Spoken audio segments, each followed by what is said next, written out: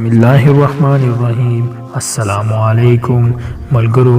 نن درته په دې ویډیو کې د نبی کریم صلی الله علیه وسلم په حق لا او همدغسې د نورو پیغمبرانو او اصحابو په حق لا باندې لنډ معلومات درکوم چې ډېر ضروري معلومات دي چې تاسو ترې خبر کول غواړم.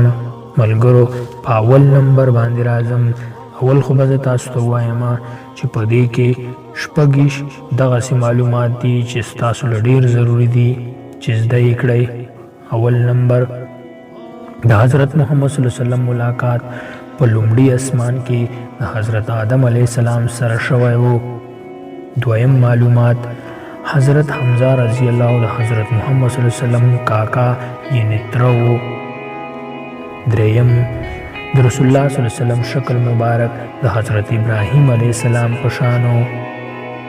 څلورم د حضرت محمد صلی الله علیه وسلم اخرنۍ غزا د تبوک غزا وه.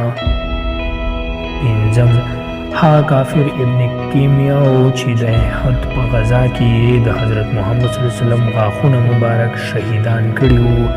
هغه کافر نوم کیمیا و. شپږم حضرت محمد صلی الله علیه وسلم دوه ځله حضرت جبرائیل علیه السلام په خپل اصلي صورت کې لیدلی و. د الله جل جلاله په حکم سره تر ټولو لومړی چې کوم پیغمبر هجرت کړی و هغه حضرت لوط علیه السلام و. دا اووم معلومات و چې تاسو ته مو وویل. اوس راځو اتم معلومات ته. د حضرت موسی علیه السلام ذکر 106 ځله په قرآن کریم کې شوی دی. نهم معلومات حضرت ابراهیم علیه السلام د حضرت لوط علیه السلام تره و. لسم معلومات د حضرت آدم علیه السلام عمر 1000 کاله و.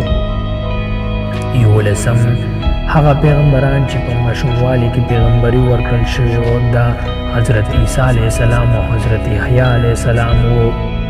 دولسم معلومات هغه پیغمبر چې په صبر کې ډېر مشهور و حضرت ایوب علیه السلام و.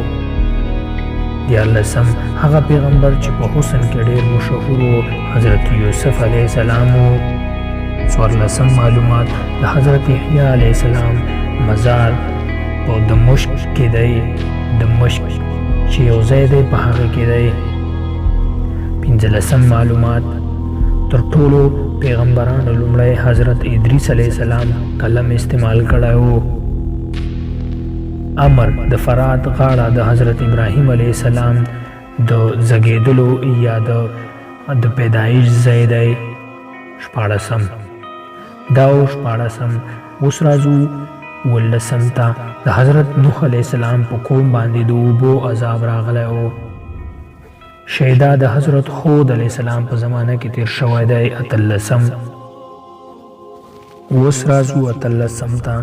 شیداد د حضرت هود علیه السلام په زمانه کې تیر شوی دی. نولسم د حضرت عبدالله ابن مسعود رضی الله تعالی عنہ جنازه حضرت عثمان غنی رضی الله کړې وه. شلم هغه خلیفه چې هغه د خپل ذاتی حفاظت لپاره هیڅ یو محافظ نو مقرر کړی حضرت عمر بن عبدالعزیز رضی الله.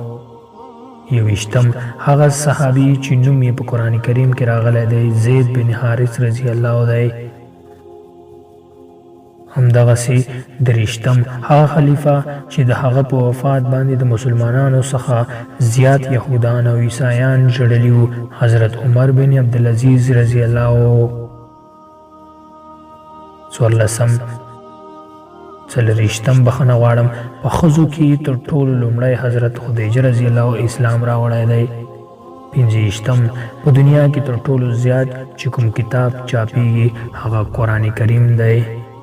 شپږ-ویشتم قرآن کریم تر ټولو لومړی په لاتیني ژبه کې ژباړل شوی و یعنې ترجمه یې په لاتیني ژبه کې شوې